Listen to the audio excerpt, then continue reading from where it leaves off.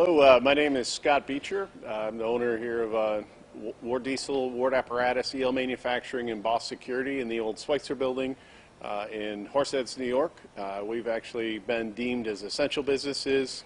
I've been very fortunate to be able to keep all of our employees working. We've retooled, even making face shields, doing thermal imaging cameras and other products and services to try to help with everything going on with the current crisis. And right now, we're honored today to have our guests here to talk about what's happening with our next steps. And with that, I'm going to actually turn it right next over to our Congressman Tom Reed. Well, thank you. Thank you, sir. Well, thank you, Scott. Thank you to Ward Diesel for having us here today. Thank you to our State Senator, Tom O'Meara, and our Assemblymen who have joined us, Chris Brennan and Phil Palmisano. And we've been traveling the western New York area here for the last couple of days, starting in Rochester. And the message that we are sending is we are so glad to hear that we are going to be opening for business here with Phase 1 being announced here on Friday, tomorrow, the 15th. But also, not only recognizing that that's a great opportunity for us to start moving back to that new normal, but that we got to continue to coordinate, collaborate, and cooperate with each other to keep us open. We worked very hard, and we have all been working together 24/7, Zoom meetings, phone calls, middle of the night, 7 days a week, to make sure that we got through this healthcare virus situation in a way that we minimized the loss of life and the loss on people's day-to-day activity as much as we possibly could. And now is the time to get back to work. And when we coordinate together, we were able to meet the metrics here in the southern tier. We were able to demonstrate to the governor that you know what you need to do. You need to listen to the voice of the people. The people want to get back to work. If you look at the COVID-19 numbers, we have been blessed in regards to the numbers that we have seen in our community of Western New York as a region. And I will just tell you, it is time to get back to work and continue to work together to make sure that our hospitalization capacity is there, making sure that our testing capacity is there. We were glad to be able to deliver that Quest Diagnostic relationship and commitment to cover essentially 3 million people with the testing metric, that they'll be able to supply the kits as well as deliver that for our area, and that they continue to stand by that commitment. And so once we get open, and thank you to Scott and his team here, and to all your workers and to the healthcare workers, we want to remain open and continue to move forward, not only in Phase 1, but 2, 3, and 4. And I know there's a long road ahead of us, but I will tell you, only by working together have we been able to achieve this success. Because if you remember, just a month ago, when we were all discussing this, there was going to be a one-size-fits-all. The entire state was going to be treated all the same. And then we put a tremendous amount of pressure on the governor's office to say that doesn't make sense. What's happened in the city of New York is not what has happened here in the southern tier. And I am glad that we went down this path of a regional approach. But now is the time for us to not give up. Now is the time to double down our efforts and continuing to work together. I am glad to say that I'm confident that not only will we reopen on the 15th, but we're going to continue to become more and more active as we go forward. Because in the end, the healthcare crisis has truly been a crisis. And we must maintain a healthy respect of this virus. But you cannot lose sight of the economic devastation that has gone off in our region and in the country. We have seen numbers when it comes to the economic impact that are potentially more devastating than even the Great Depression. And I will tell you that if we don't get this right, if we don't get people back to work, we will have an impact on health and life, a magnitude of which would pale in comparison to the impact on life and health that we've already seen to date related to the virus. And so this is about respecting the virus, but moving forward in a safe, sound way and getting people back to work and controlling their own lives as individuals. And so with that, I would like to invite our state senator to come up, and then we'll go to our assemblyman. Tom O'Meara, please. Thank you, Congressman. Good afternoon, everyone. Sorry to hold you up. I had it on my calendar for 3 o'clock, is why I was late. So fortunately, I live close by. But I want to thank Tom Reed for putting this together. Thank you for coming out with the coverage today. It's vitally important that we get this balance right between public health, safety, and commerce in our community and in our region. Fortunately, we are pursuing a regional approach now in New York, and the Southern Tier region that we're in is set to go for Phase 1 tomorrow. And that's good news. But we've got to get to Phase 2 and Phase 3 and Phase 4. And that's going to take diligence by everybody moving forward, that we balance our personal interests and what we want to do in getting out in public and getting together with people as we customarily have done with the public safety needs. Because if our numbers go the opposite way, we're going to get shut down and we're going to get set back to step one. We can't be doing that. We need to be safe. We need to go about going to work and coming home and still following these safety protocols of social distancing, wearing a mask in public, and keeping from spreading this disease, which is highly contagious. I want to thank Tom for his leadership throughout the last couple of months with this and keeping us as a region together, unified, working together. We're all rowing in the same direction with my Assembly counterparts here, Chris and Phil, with our county leaders from across the regions. And Tom has been covering 3 regions. Covers Western New York, Finger Lakes region, and the Southern Tier. My district encompasses both the Southern Tier and 1 county in the Finger Lakes, Yates County. As of yesterday, we only had 10 hospitalizations in this 58 Senate district. So we have been spared the largest impact of this from other parts of the state we've seen. And we're fortunate in the Southern Tier not to have a larger metropolitan area like Finger Lakes has Rochester, Western New York has Buffalo. We have Binghamton, but it's nowhere near as large as Buffalo or Rochester. So I think we're going to be able to balance our health concerns here in the Southern Tier and get that going. And I also want to commend Tom for his leadership in the Congress on fighting for state and local aid. Tom's been a leader through his Problem Solvers Caucus to help move legislation forward to provide necessary relief to the state of New York and all states in the country and to local governments directly. What we need now is for New York State to put together a realistic figure on what the impact of this coronavirus has been. And I will just note that in the last 2 weeks, Governor Cuomo's estimates for the loss from this coronavirus in New York State has gone from $13 billion to $35 billion to $61 billion, with no detail whatsoever as far as what's making up that need. We need to have a realistic number that we can work with Congress on to provide the relief we need in this state. And this is not an auction that the highest bidder will go from $35 billion to $61 billion and then to $80 billion, just pulling numbers out of thin air. We need to be realistic in where we're going here to provide the relief that we need statewide and in our local communities. So, Tom, thank you for that leadership. Scott Beecher, thanks for hosting us here today. It's a great facility you have here. Good luck. I'm glad you've been able to keep operations going, as so many manufacturers have here throughout the Southern Tier, being able to keep the essential operations going and be able to keep people at work. So thank you for hosting us here today. Tom, thank you. Yeah, thank you so much, Tom. Thank you. I think we'll go to Chris Friend next, our teammate here.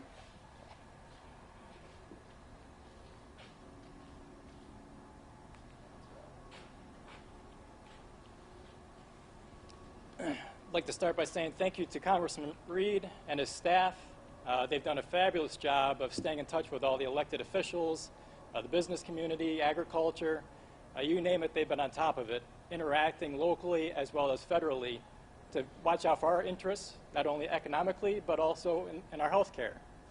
He's been on the front lines on this entire issue to make sure that our healthcare workers, our nursing homes, had the PPE that they needed and the testing that they required to make sure that their staff and their residents, the individual patients that they were treating, had what they needed to make sure everybody was safe. So thank you for everything you're doing, Congressman, and your staff for keeping us all involved and keeping our community at the front lines and moving forward.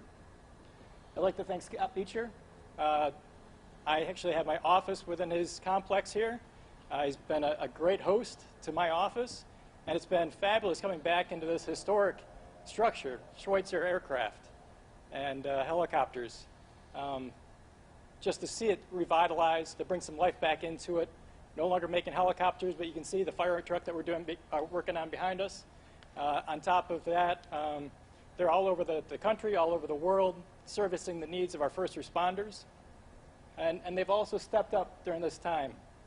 They went ahead and requested that essential business classification so that they could continue servicing our first responders, as well as providing face shields, and then also stepping forward and trying to address future problems like within our school districts where they may have to look at the new normal when we reopen our schools and the possibility of having to do thermal imaging of all the students and staff. And how do you do that on a day-to-day basis with anywhere from 30 students to thousands of students coming through your schools in a realistic time frame? So I want to thank you for everything you're doing for our community also. This whole crisis started over 8 weeks ago, and at that point, nobody quite knew exactly how bad it was going to be.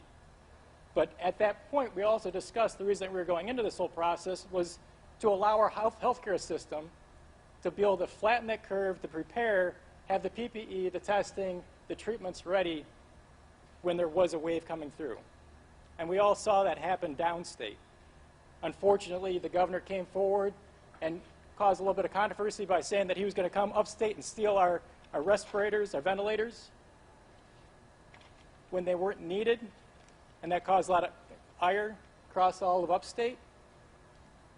But downstate was prepared. They had the federal response, the federal help to put up temporary hospitals. Staff came in from all over the country and world to help support that situation in New York City, but we never saw that upstate. As of today, we only have over 100 people test positive in Chemung County, 100 plus in Tioga County. Unfortunately, we've had 3 deaths in Chemung County, over 20 deaths in Tioga County. The majority of those deaths in Tioga County, though, are attributed to Elderwood Nursing Facility. And that was something else that everybody missed from the very beginning. We all knew that the vulnerable population was the elderly.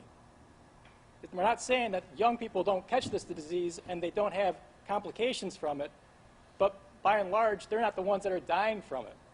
And nobody stepped forward out of the thousands and thousands of people that are employed at state level to address the nursing home need. On the contrary, we went just the opposite direction. Our Department of Health mandated that nursing homes had to accept COVID-positive patients back into their facility.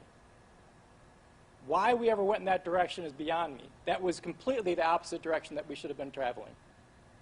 Fortunately, the governor has remedied that situation a little too late. We're going to look at the numbers now. You see over 1/3 of the deaths in New York State are coming from nursing facilities. And we need to address that issue going forward. And I think we've addressed a lot of these concerns now that we're seeing that we weren't prepared for this. And that gets back to what we were looking at the beginning. We were looking to prepare our hospitals to be able to be prepared for that wave that was going to come forward upstate that never came. But where is our healthcare system right now? They're furloughing all of their workers because they don't have the funds to keep their doors open. So unfortunately, our state government took their eyes off of their initial reason for starting to close in the beginning. They didn't maintain that relationship with the healthcare system to know what they needed and where they were at, to make sure that their doors were going to stay open. So if a wave were to hit, our healthcare system would have been scrambling. Thankfully, that never happened. We're now moving in the process of opening our state back up, but we're doing it in a little disjointed manner. Like the congressman pointed out, initially we want to do that on a statewide basis, not region by region. Well, that doesn't really work, and we're very much aware of that living where we do in the southern tier. We live right next to the Pennsylvania border. Because of that, we have huge differences in government interaction with our local government. And the way that Pennsylvania treated its citizens and its businesses is vastly different from the way that our state government treated its citizens and businesses. And with Pennsylvania opening, we have to be prepared for what that's going to mean to our communities also. And the idea that we could just open up as one region really doesn't make a lot of sense either, because as the governor's pointed out over and over again, the virus knows no boundaries. It doesn't say this is the Southern Tier Economic Development Zone. I can't cross over to the Central New York region because that's not the way that it behaves. On the same standpoint, it doesn't cross over Pennsylvania lines either. We need to look at this more as a much larger region and possibly separate out the urban centers from the rural population and allow more freedoms in the rural areas where we're not as vastly hit. When it comes to our healthcare system, we want to make sure that everybody's protected. And again, we can't just look at the healthcare system that's in one county or one community, because they may be hit more hard than another region, but that doesn't mean that we couldn't participate with another healthcare system. And again, in the Southern Tier, we're made very painfully aware of that fact because we have the Guthrie system just across the border in Sayre, Pennsylvania. They can help us out, and actually, they were the first ones to come to the aid of Elderwood Nursing Facility. It was the Guthrie Center, Guthrie Healthcare Center, that actually came in and helped out Elderwood before state government, New York State government participated. So going forward, I think we have a lot of things that we need to be working on and learning from, and hopefully moving in the right direction instead of all the constant bitter disputes that we have in Albany. And I think that we need to look at, again, this thing is not opening up in these phases, the 1, 2, 3, 4, and who fits in, because on the daily calls, they never quite know which businesses are going to fall into each of those phases and when can they open up.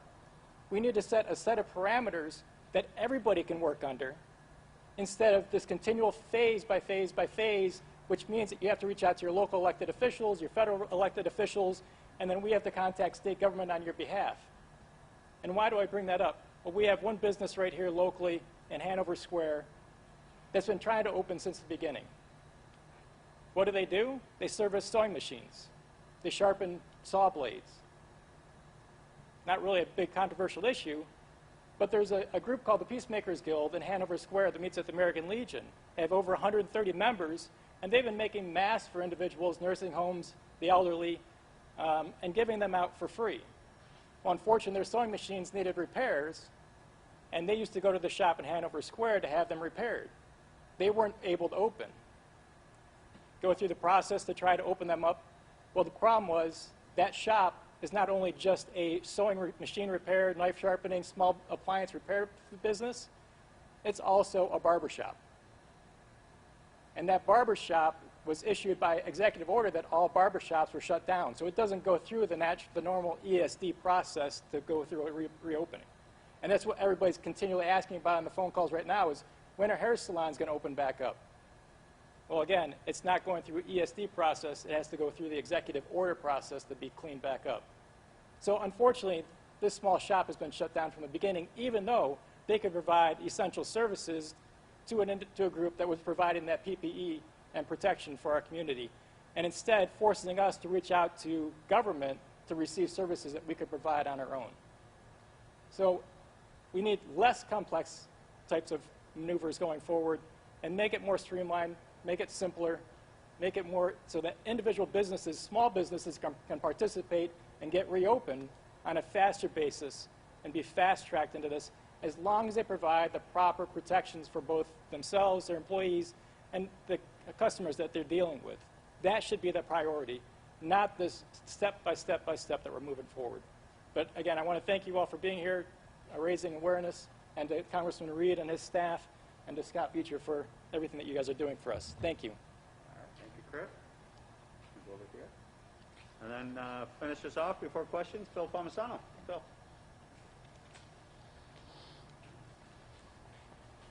Thank you, Congressman Reed. Thank you all for being here. I first want to say thank you for opening up, letting us be here. Thank you for what you and your team are doing here every day. I wanted to say thank you to Congressman Reed for your leadership. Not only are you the leader of our regional delegation, you are a leader nationally. With the work you've been doing, with the Problem Solvers Caucus, Tom has kept us all together, cohesive throughout this process, with constant communication, not just with state officials, with our local officials. He's been in constant communication with our healthcare officials, whoever it might be. Tom's been leading that charge, and I want to say thank you for that effort. I also want to say thank you to Tom. I know how hard he's fighting for state and local aid, which is important for our local municipalities, which is important for our state given what we're facing. I also want to say thank you to Tom. The reason we're talking about reopening is a lot of it, I think the success we have is the hard work he did and staff did to help secure additional testing capacity, which is a key requirement to reopen, but the work he did to help get Quest Diagnostics in here to provide additional testing capacity. So thank you again, Congressman Tom Reed. Thank you for that. You know, when the pause happened, it was talked about as being a temporary action so we can get through this immediate, try to flatten the curve, reduce infections, reduce hospitalizations, and try to take the proper action. And when the governor extended the pause to May 15th, there was a consensus of concern raised by many of us, all of us up here. I know Congressman Reed with the Problem Solvers Caucus put out a restart plan. Myself, Chris Friend, our Assembly Republican Conference put out a restart plan. The Senate, Tom O'Mara did the same thing. And the point of it was, yes, we recognize we have a public health crisis that was going on, but we also were facing an economic crisis, which was causing financial hardship for our families, for our workers, for our farmers, our small businesses who are being crushed under these closures. And what we were trying to say is it should not be a one-size-fits-all approach, which we kept hearing. The governor talked about coordinating with Connecticut and New Jersey, but what about our upstate areas and being able to coordinate? And the fact of the matter is our upstate rural communities, Finger Lakes and Southern Tier is not New York City. Our upstate rural communities should be able to, we were pushing to loosen the restrictions because we have less infection rate than the downstate metropolitan area. So fortunately that push, I think, helped shift the governor to go in that direction. It's been the outcry from the public, and why we're here, it's about to celebrate a reopening to our economy and getting people back to work. I think we also owe a great deal of gratitude to our local officials throughout the counties, Chemung County Executive Chris Moss, Jack Wheeler, Steuben County, Tim O'Hearn, and the county legislatures, all those guys working together to put forth a plan that is getting the data, tracking it down, putting it in a way so we can show that we meet the metrics so we can reopen on the 15th. So I want to say thank you to them for the work that's been done. But there's also more work that needs to be done. Our state needs to be, I think, do a better job of providing guidance and direction and specific help to our regions so they can get the information they need. Our small businesses can have the information they need, so our local governments can have the information they need so they can go forward with this opening and stay open. I think there's some confusion about what's being forth. I mean, not a day goes by where we're not trying to send emails or calls to the governor's office saying, we need direction on this, we need direction on that. It's taking too long. We have to make sure we're opening, but we can stay open. We don't want things changing in the middle of the road. It seems like things change by the hour, by the day, constantly. We have to make sure we're unified in this, and it has to be a team approach from the federal government to the state government to the local government. Our local officials are at the grassroots, ground level of this crisis in so many ways, and we have to work together and help them provide the resources they need so they can do what they can do to safely reopen, but also making sure our most vulnerable population, our seniors, our nursing home, those concerns are addressed. But we have a long way to go, but we need to continue to be diligent in the effort and the work that we're doing to make sure we can get people back to work and make sure we're following the proper safety protocols. That's what people are ready for. That's what I'm ready for. All of us up here are ready for. It's time for us to get back to work, open safely and responsibly, and help restart this economy that's been at a standstill for far too long because people are hurting. People are waiting to go back to work, waiting for unemployment checks. Our small business who have been crushed by this, we need to provide that assistance now. It's long overdue, and I'm just happy to be a part of this team and want to thank our communities who have been patient and have struggled through this, and let them know that we're going to keep pushing on their behalf because it's the right thing to do. Thank you very much. Okay. Thank you, Bill. All right. Questions? Yeah, I have two questions. Two for you. questions, okay. So my first one is, can you just talk to me more about the economic impact the coronavirus has had on our region? Yeah. Well, I mean, you don't have to look just at the numbers. I mean, you see unemployment rates, you see the layoffs that we've had locally.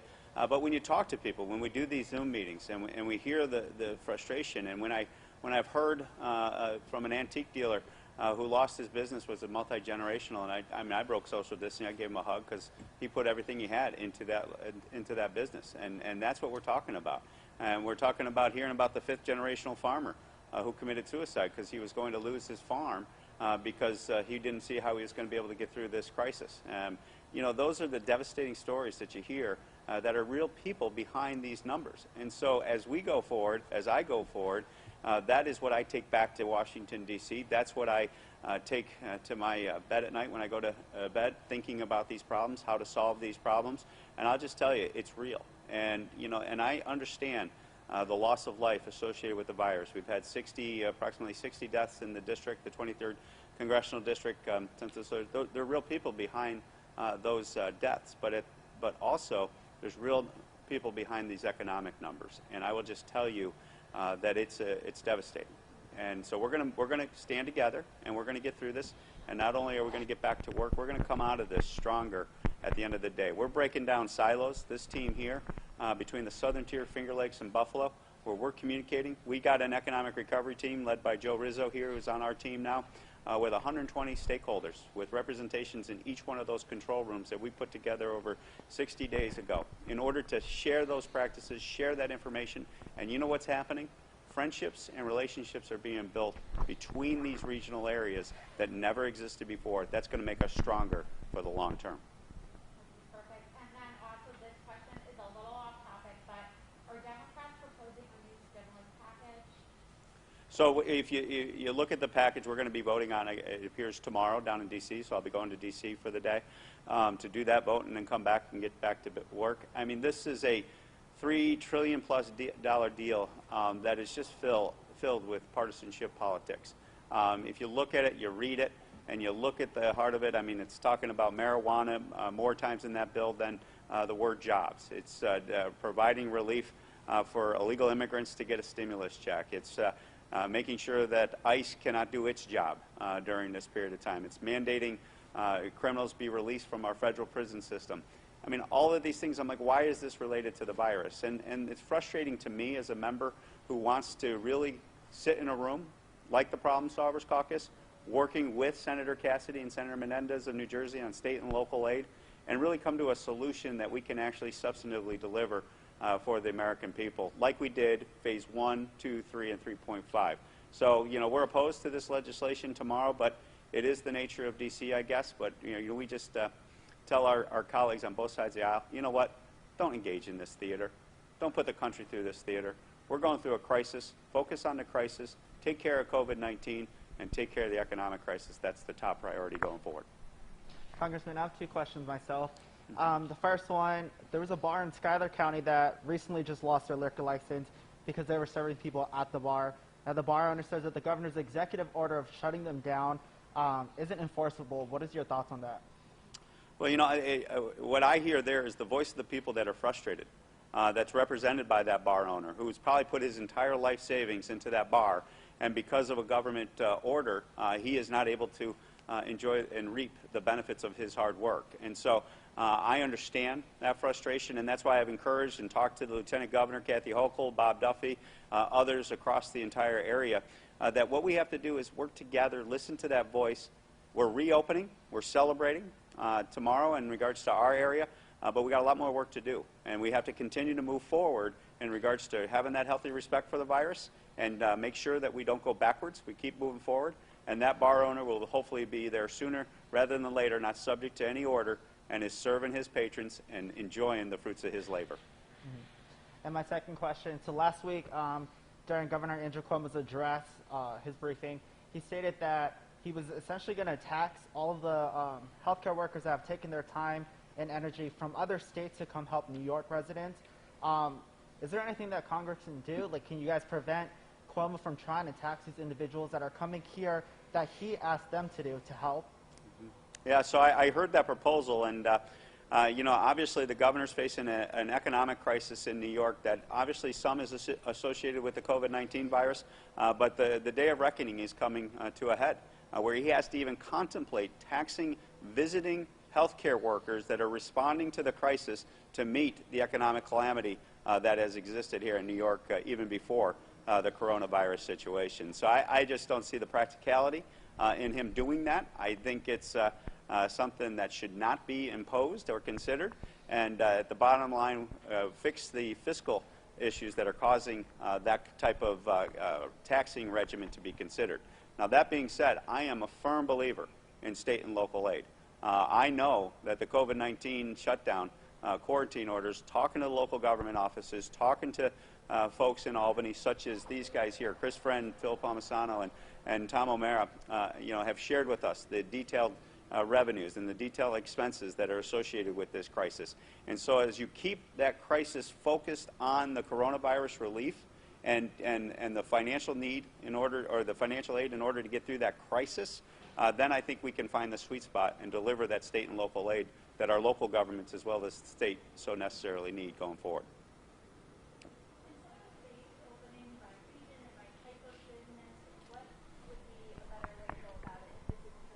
Yeah.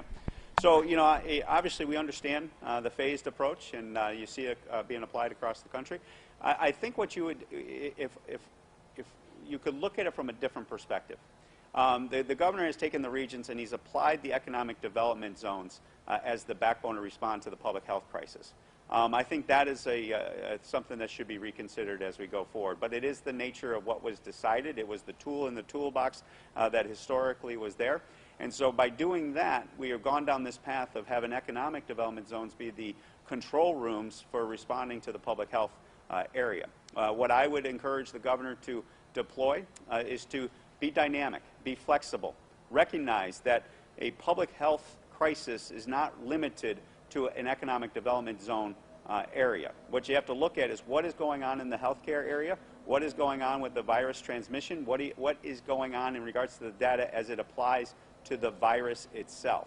And then if you take that type of approach and you can have a regional type of operation that is in place in order to respond to it and unite the regions based on their commonality, as was discussed here in regards to maybe the urban areas be separated from the rural areas, there's some common sense to that, because as you talk to folks in Chautauqua County, Cattaraugus County, and Allegheny County who are now shut down because of a situation going off in the inner city of Buffalo, that is a real problem that hopefully we can accommodate as we go forward and have that flexibility and dynamic type of response that is needed in this crisis, rather than what I'm seeing continually to be deployed out of Albany, and that's the bureaucratic, traditional, this is the way we've done it, so we'll continue to do it and try to apply that to the public health crisis.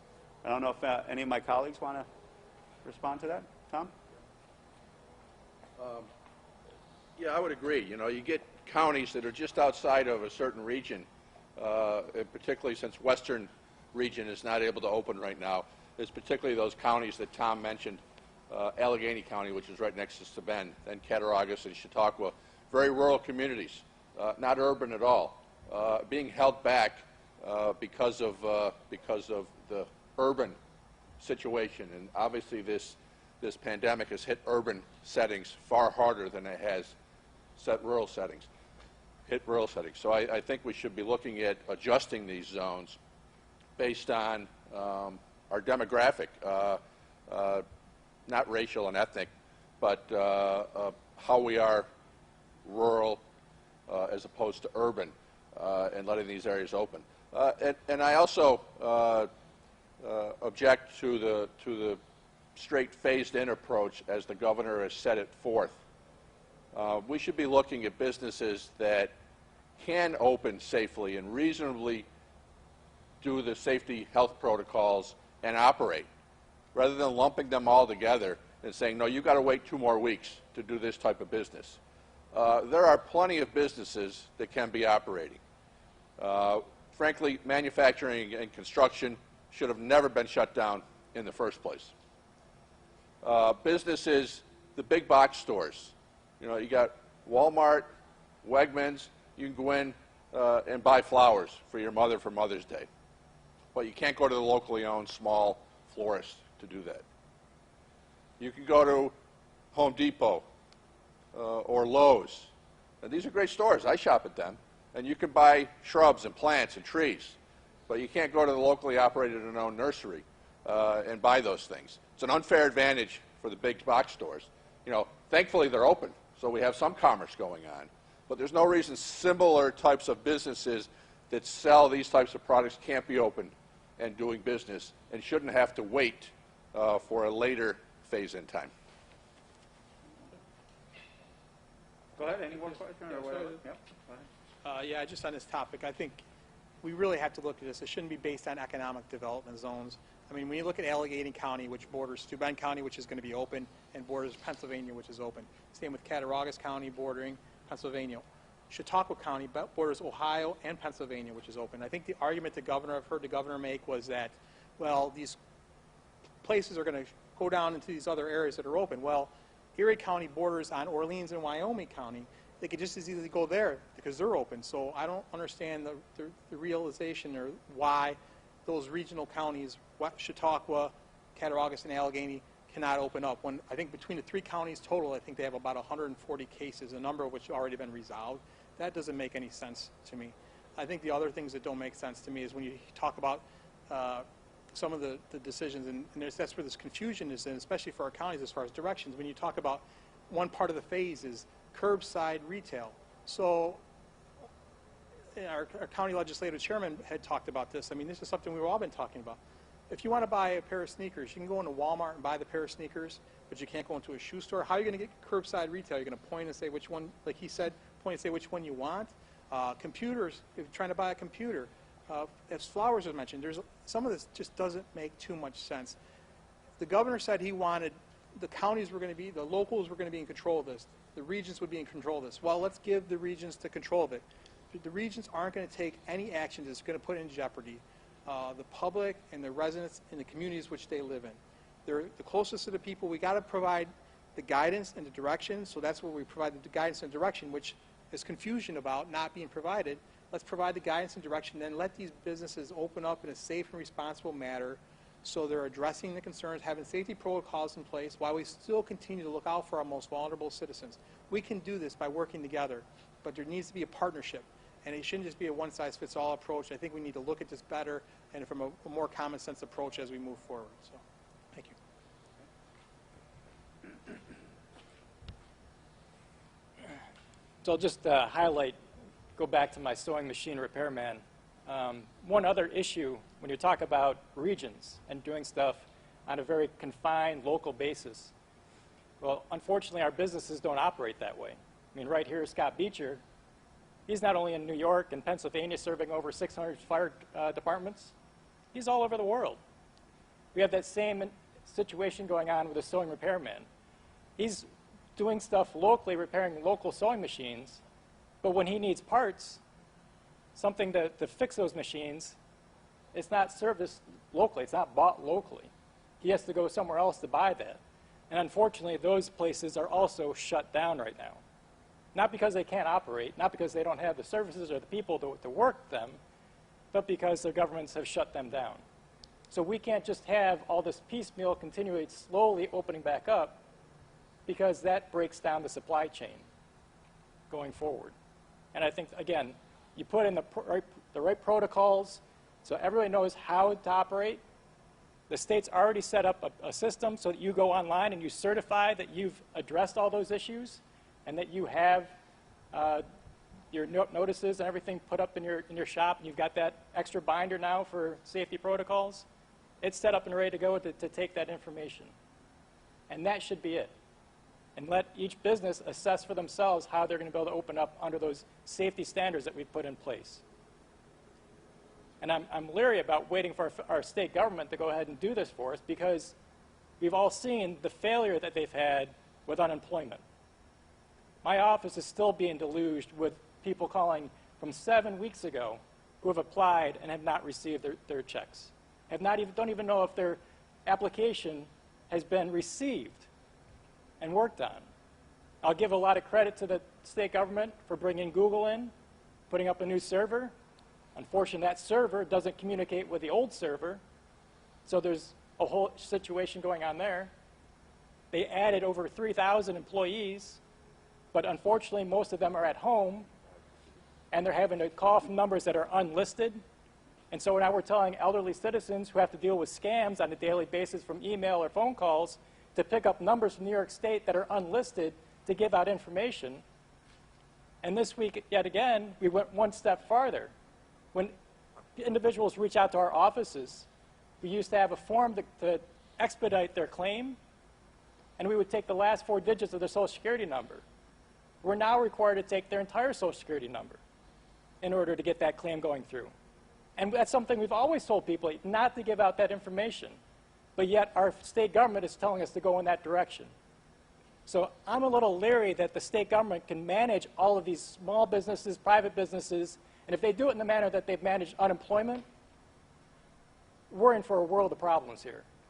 And it's not that this is that complex. It's a healthcare situation. My wife is a doctor.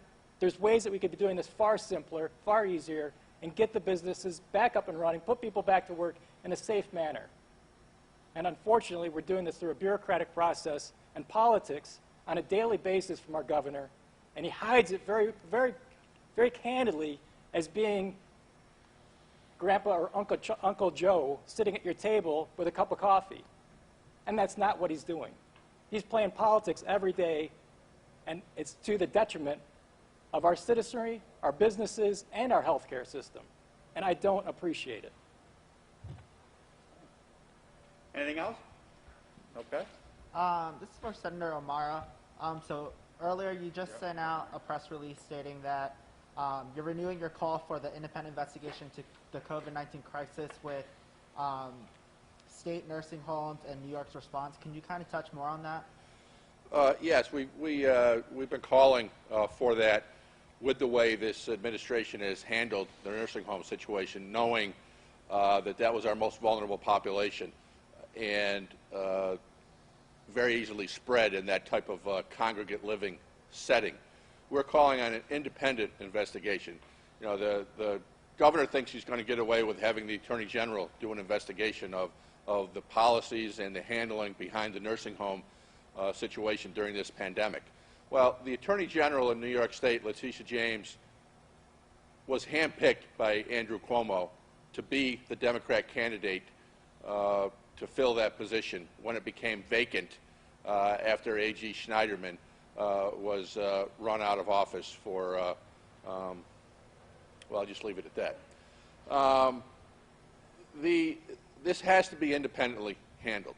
Why did New York State come up with a policy that said, nursing home, you must take a COVID-positive patient?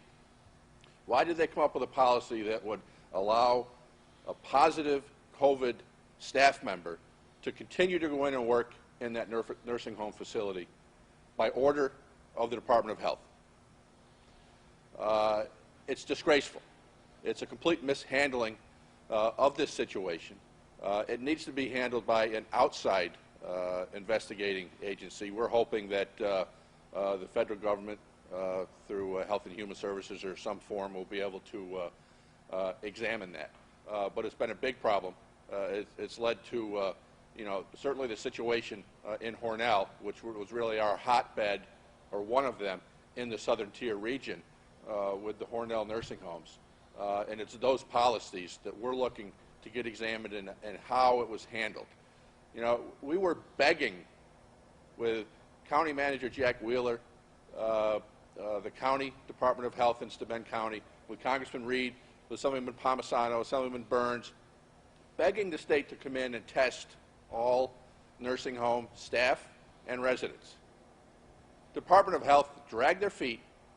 They required the Steuben County to go around, beg, borrow, and steal to get their own tests and administer them to all the staff at the first facility there in Hornell Gardens. The test came back overwhelmingly positive for both staff and residents.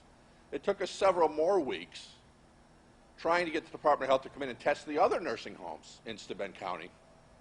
They still refused and required Steuben County Department of Health to beg, borrow, and steal to get the tests necessary to test those people. That's just one small example in rural New York State. God knows what was going on in New York City and Long Island and these much larger nursing homes trying to fight this when the governor's order was to send positive patients into the nursing home. We need an investigation of that. Okay. I think that's it. All good?